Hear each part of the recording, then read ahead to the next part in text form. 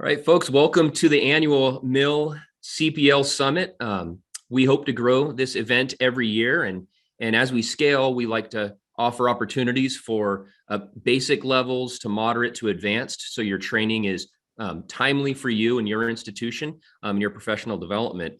This year, the growth and interest of military credit for prior learning has grown so much that we actually exceeded 500 registrants for the event.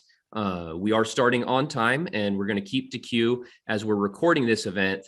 And know that if you have colleagues who may benefit from the training or cannot make it, the recordings will be posted online, open source, about 2 weeks after our training, so you can share it with your colleagues.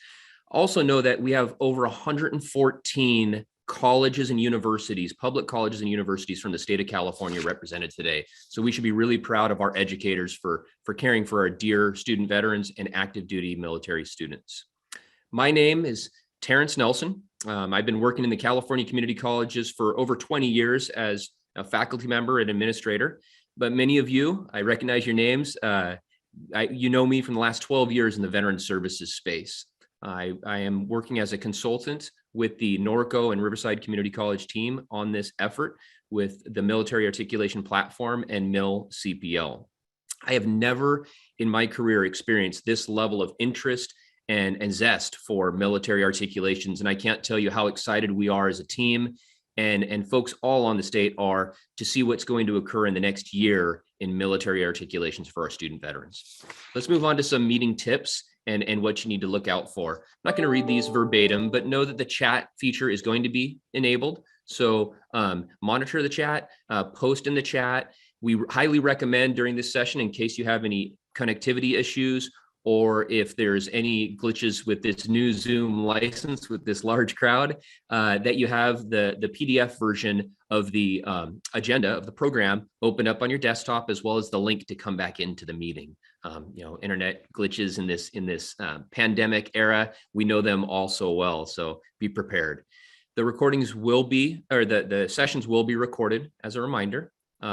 When you go into your breakout rooms for the different tracks, 101, 201, 301, you actually can swivel and come back to the general session and attend other sessions. So don't feel that you're locked into a session. We appreciate you in the RSVP showing us where your interest is, but you do have the ability in this training to swivel into different rooms or even watch the different videos after the fact. There's a lot of interest in some current happenings. The last two things I'd like to remind you of is do come back to the main meeting room after each breakout. So you come back, we'll have a bit of a bio break, and then you can go into the next session. And the last one is, let's make this training real. Please take notes, shoot out emails to your colleagues, write your action plan while you're learning. None of this training matters, none of this professional development matters unless you put it to action. We want to thank those who funded and supported this project. It's extremely timely with the new Title V regulation 55050. I highly recommend you look that up, especially Section D in where we're putting these courses.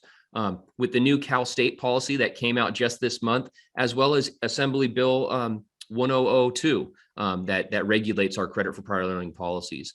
But this training and your professional development wouldn't happen without these individuals and organizations supporting it. Department of Education Center of Excellence grant, the IEDRC Strong Workforce CTE work with credit for prior learning, the Riverside Community College District, and most importantly, I'd like to point out the funding that has come from Assembly Member Cervantes and the state of California.